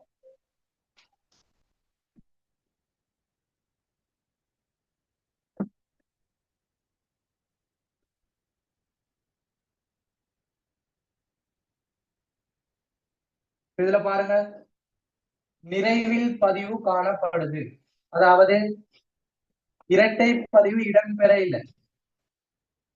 இரட்டை பதிவு இடம்பெற இல்லை, நிறைவில் பதிவு தான் காணப்படுது. கணக்குகள் பிழையா பதிவு செய்ய மாட்டேங்குது. இப்ப இதுல பாருங்க, முதலாவது மூல ஏடுகள்ல முழுமையா பதிவு இடம்பெறாது. அதுல இருந்து பொது பேரேட்டுக்கு பதிவு போகாது. அதுக்கு பிறகு பரீட்சை மீதி இறுதி மீதிகள் பிழையாக காணப்படலாம். அதுல இருந்து நாங்க நிதி கூற்றுக்களை தயாரிக்கணும். அப்ப இந்த செயல்முறை முழுமையாக பிழையாக வரும். ஒரு கொடுக்கல் வாங்கல் இடம்பெறுது, அதை நாங்க இரட்டை பதிவுக்கமே பதிவு செய்யணும். அப்படி இரட்டை பதிவுக்கு பதிவு செய்யலாட்டி மூலேட்டுல பிழை வரும். அதுல இருந்து பொது பேரேட்டுக்கு மாத்துவோம், பொது பேரேட்டை சமப்படுத்துவோம், பரீட்சை மீதி தயாரிப்போம். அதுல வரக்கூடிய மீதிகள் பிழையா வரும், நிதி கூற்றுக்கள் பிழையாக தயாரிப்போம். இந்த நிதி கூற்றுக்களை தயாரிச்சு அக்கறை செலுத்தும் தரப்பினருக்கு தகவல் வழங்கணும். அப்படி தகவல் வழங்குறது உண்மையான தகவலா காணப்படாது. எனவே இந்த தகவலும் பிழையா இருக்குது. இதன் காரணமா தீர்மானம் மேற்கொள்ளணும். என்ன தீர்மானம் மேற்கொள்ளணும்? முதலீட்டாளர்கள், உரிமையாளர் நாங்க முதலீட்டாளர்னு சொல்லுவோம். முதலீட்டாளர்கள் நிறுவனத்துக்கு முதலீடு செய்யணும், இன்வெஸ்ட்மெண்ட் செய்யணும். அப்படி செய்யக்கூடிய அந்த தீர்மானங்கள் பிழையாக போகலாம். இப்ப தெளிவான முறையில பார்க்கணும், ஒரு நிறைவில் பதிவு காரணமா எப்படி ஒரு கணக்கு பதிவு பிழையா செய்யறதால நிறுவனத்துல எப்படி தாக்கம் வருது? கொடுக்கல் வாங்கல் நோமலா இடம்பெறுது. ஒரு காசு கொடுக்கல் வாங்கலோ கடன் கொடுக்கல் வாங்கலோ அதை நாங்க மூலேட்ல பதிவு செய்வோம். அப்ப மூலேட்லயே பிழையா பதிவு செஞ்சா அதுல தொடர்ச்சியான செயல்முறை, பொது பேரேடு, பரீட்சை மீது நிதி கூற்று, அதுல இருந்து தகவல் வழங்குறது, அந்த தகவலை வச்சு தீர்மானம் மேற்கொள்றது, சகல விடயங்களும் பிழையாக போகும். எனவே நாங்க என்ன செய்யணும்? இப்படி காணப்படக்கூடிய இந்த நிறைவில் பதிவுகளை நாங்க சரியான முறையில இரட்டை பதிவுக்கு உட்படுத்தி சரியான முறையில வருமான கூற்று, நிதி நிலைமை கூற்றுக்களை தயாரிச்சு அக்கறை செலுத்தும் தரப்பினருக்கு சரியான தகவலை வழங்குறதுக்கு நாங்கள் நிதி கூற்றுக்களை தயாரிக்கணும். அந்த பாடத்தை சொல்லுவோம் தேர்ச்சி 9 நிறைவில் பதிவு. இப்படி காணப்படக்கூடிய பிழைகளை நாங்க இல்லாமாக்கி இரட்டை பதிவுகளை உட்படுத்தி அதன் மூலமாக ஒரு வருமான கூற்றுக்களை நிதி கூற்றுக்களை தயாரிச்சு அதன் ஊடாக இறுதி தகவலை அக்கறை செலுத்தும் தரப்பினருக்கு வழங்கி அந்த தீர்மானம் எடுத்தல் செயல்முறைய நாங்க பொருத்தமானதா சரியானதா ஆக்குற ஒரு பாடம் தேர்ச்சி 9. சரியா? இப்ப எல்லாருக்கும் கிளியர் ஆகும். நமக்கு பிழையான தகவலை தருவான். இரட்டை பதிவு அங்க பதிவு செய்யப்படையில ஒற்றை பதிவுல தான் காணப்படுது. எனவே அங்க நாங்க என்ன செய்யணும்? அப்படிப்பட்ட தகவல்களை இரட்டை பதிவு அடிப்படையில சரியான முறையில பதிவு செஞ்சு பிழைகளை கண்டுபிடிச்சு முடிவு கணக்குகளை தயாரிச்சு நிதி கூற்றுக்களை தயாரிக்கிற செயல்முறை நிறைவில் பதிவுல நிதி கூற்றுகள் தயாரித்தல்.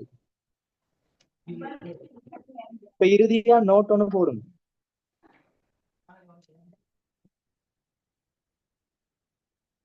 இறுதியா நோட் ஒண்ணு போட்டு எழுதி சொல்ற விட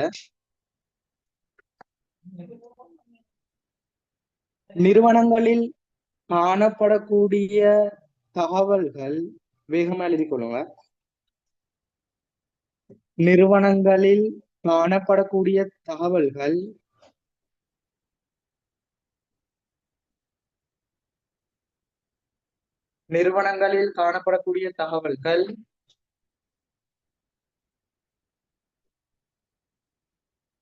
நிறைவில் பதிவு முறையில்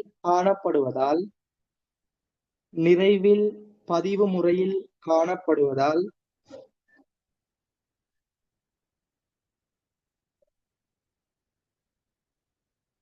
நிறுவனங்களில் காணப்படும் தகவல்கள் நிறைவில் பதிவு முறையில் பதிவு செய்யப்படுவதால்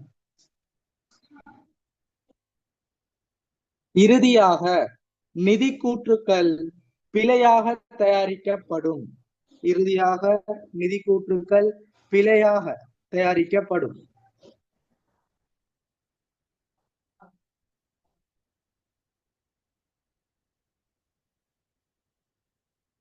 தொடர்ந்து எழுதுங்க. அவ்வாறு நிதி கூற்றுக்கள்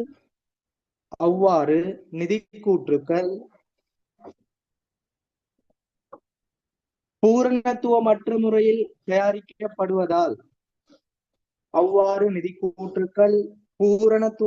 முறையில் தயாரிக்கப்படுவதால்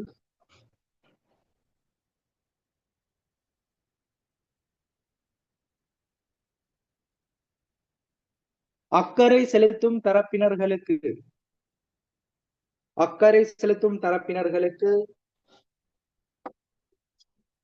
சரியான தகவல்களை வழங்க முடியாது. சரியான பொருத்தமான தகவல்களை வழங்க முடியாது.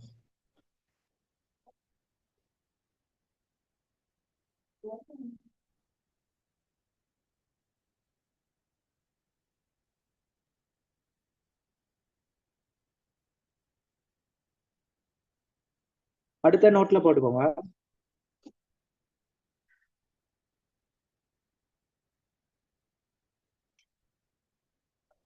இவ்வாறு பிழையான தகவல்கள் வழங்கப்படுவதால்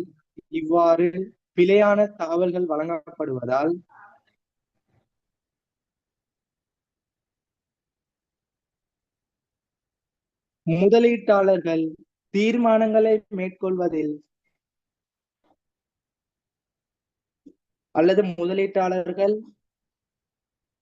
சரியான தீர்மானங்களை மேற்கொள்வதில்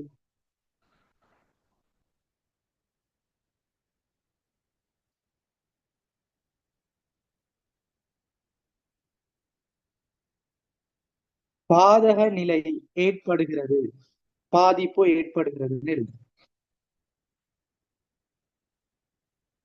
அப்ப உங்களுக்கு என்ன சொல்லி தந்தேன் திருப்பி பாருங்க. ஒரு நிறுவனத்துல கொடுக்கல் வாங்கல் இடம்பெறுது. அந்த கொடுக்கல் வாங்கல் முதலாவது மூலேட்ல பதிவு செய்வோம். அந்த மூலேடு ஒரு காசு பெறுவனவு நாளேடாக காணப்படலாம், காசு கொடுப்பனவு நாளேடாக காணப்படலாம், அல்லது இருப்புக்கள் கடன் கொள்வனவு நாளேடு, இருப்புக்கள் கடன் விற்பனை நாளேடு, சிறு செலவுகள் சில்லறை காசு கொடுப்பனவு நாளேடு. அப்படி இல்லையா சொத்துக்களை கடனுக்கு கொள்வனவு செய்யறோம், விற்பனை செய்யறோம், விசேட மூலேடுகள்ல பதிவு செய்யப்படாத விடயங்களை பொது நாளேட்டுல பதிவு செய்யும். அப்படி பதிவு செய்யக்கூடிய மூலேடுகள்ல இரட்டை பதிவுக்கு உட்படுத்தி பதிவு செய்யப்படாமல் இருந்தா அதன் ஊடாக வரக்கூடிய பொது பேரேடு, துணை பேரேடு ரெண்டிலையும் பாதிப்பு இடம்பெறும். எனவே பொது பேரேட்ல பாதிப்பு இடம்பெற்றா பரீட்சை மீது பிழையா வரும். துணை பேரேட்ல பாதிப்பு இடம்பெற்றா கட்டுப்பாட்டு விடயங்கள் பட்டியல் விடயங்கள் பிழையா வரும். அதனூடாக இறுதியில பொது பேரேட்டு மீது பிழையா வருது, பரீட்சை மீது தயாரிக்கிறோம், அந்த பரீட்சை மீது வரவு மீது செலவு மீது பாதிக்கும். எனவே இறுதியில நாங்க என்ன செய்யணும், அந்த பரீட்சை மீதியையும் சீராக்கங்களை அடிப்படையா கொண்டு நிதி கூற்று தயாரிக்கணும். இங்க நிதி கூற்றுன்னு சொல்றது உங்களோட ஃபர்ஸ்ட் இயர் சிலபஸ்ல வருமான கூற்றும் நிதி நிலைமை கூற்றும். அப்படி தயாரிக்கக்கூடிய வருமான கூற்று நிலைமை கூற்று, வருமான கூட்டுல லாப நட்டத்தை கண்டுபிடிப்போம், நிதி நிலைமை கூட்டுல சொத்துக்கள் பொறுப்புகள் உரிமையாண்மையை கண்டுபிடிப்போம். அப்ப அந்த விடயங்களை நாங்க என்ன செய்யணும், அக்கறை செலுத்தும் தரப்பினர் முதலீட்டாளருக்கு வழங்கணும். அப்படி வழங்குவதன் ஊடாக தீர்மானங்களை அவங்க மேற்கொள்ளணும். புதிதாக வரக்கூடிய ஒரு முதலீட்டாளர் நிறுவனத்துல குறிப்பிட்ட பணத்தொகையை முதலீடு செய்யணும், இந்த நிறுவனத்துக்கு நாங்க நிதி உதவிகளை செய்யணும், முதலீடுகளை மேற்கொள்வதன் காரணமா இலாபத்தை உழைக்கணும், அப்படி தீர்மானங்களை மேற்கொள்ளணும். அப்படி இல்லையா இந்த நிறுவனம் சிறந்த முறையில கணக்கை மேற்கொள்வது நன்மதிப்புள்ளது, எனவே இந்த நிறுவனத்திட்ட கணக்கறிக்கைகள் சரியான முறையில காணப்படுது, எனவே அங்க முதலீடு செய்யலாம், இப்படி ஒரு தீர்மானங்களை மேற்கொள்ளணும். அப்படி செய்யறதுக்கு முழுமையா தடை ஏற்படுது, பாதிப்பு ஏற்படுது. அப்ப இந்த நிறைவில் பதிவு காரணமா இப்படி ஒரு பாதிப்பு இடம்பெறுது. இப்படி பாதிப்பு இடம்பெறுவதன் காரணமா அதை நாங்க இல்லாமாக்கணும். நிறைவில் பதிவை இரட்டை பதிவு அடிப்படையில செஞ்சு பிழைகளை கண்டுபிடிச்சு வருமான கூற்று நிதிநிலைமை கூற்றுகளை தயாரிச்சு சரியான தகவலை வழங்குறதுதான் நிறைவில் பதிவுல நாங்க செய்யக்கூடிய விடயம். எனவே அடுத்த நோட்ல எழுதி கொள்ளுங்க இறுதியா.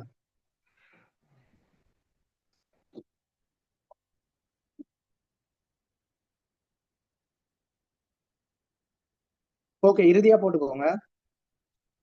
நிறுவனத்தில் காணப்படும் நிதி தகவல்கள், நிறுவனத்தில் காணப்படும் நிதி தகவல்கள்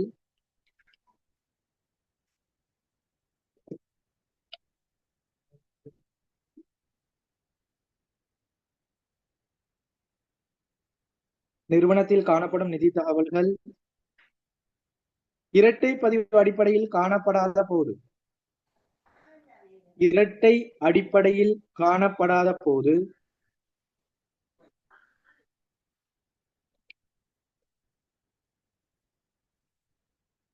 நிறுவனத்தில் காணப்படும் நிதி தகவல்கள் இரட்டை பதிவு அடிப்படையில் காணப்படாத போது தொடர்ந்து எழுதிக் கொள்ளுங்க.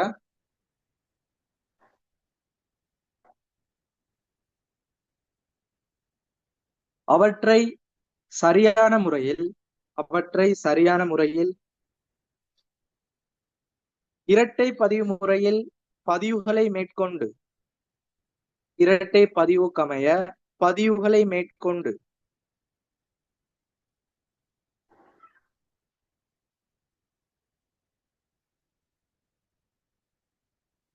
அவற்றை சரியான முறையில் இரட்டை பதிவுகளுக்கமைய பதிவுகளை மேற்கொண்டு அப்படியே தொடர்ச்சியாக எழுதிக் கொள்ளுங்க.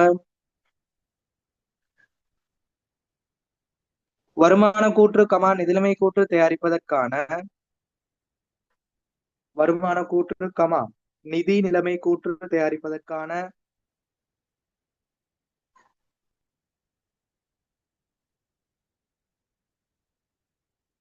சீராக்கங்கள் தகவல்களை தகவல்களை கணிப்பீடு செய்து அல்லது கண்டுபிடிப்புகள் மூலம் தகவல்களை திரட்டி வருமான கூற்று நிலைமை கூற்று தயாரிப்பதற்கான தகவல் சீராக்கங்களை கணிப்பீடு செய்து அல்லது கண்டுபிடிப்புகள் மூலம் தகவல்களை திரட்டி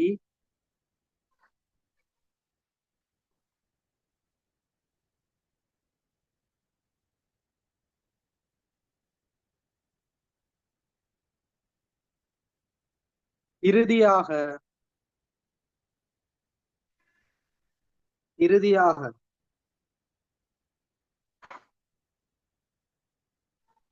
சரியான முறையில் நிதி கூற்றுக்களை தயாரித்து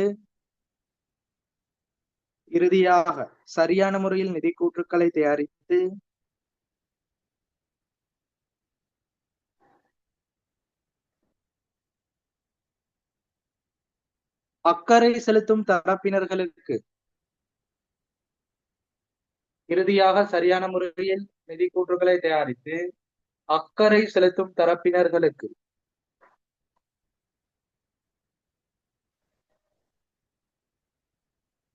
பொருத்தமான முறையில் தகவல்களை வழங்கி.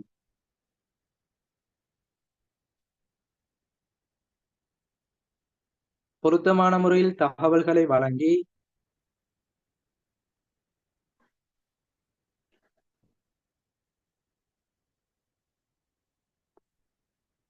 தீர்மானங்களை மேற்கொள்வதில்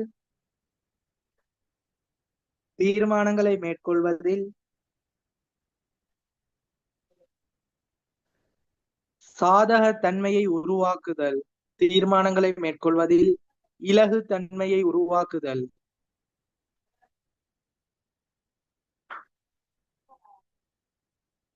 இச்செயன்முறையாகும்.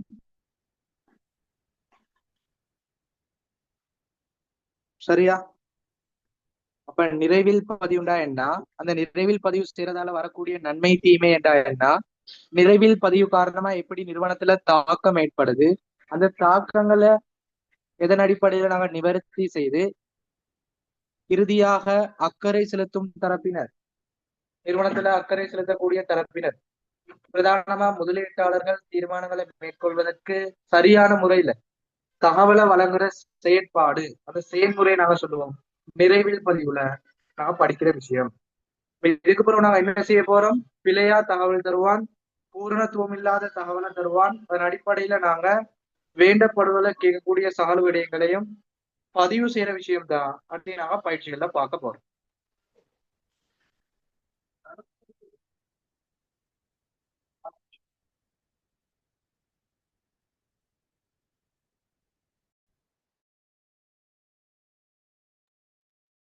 சரியா? அப்ப இன்னைக்கு தேர்ச்சி 9 ஆரம்பிச்சோம்.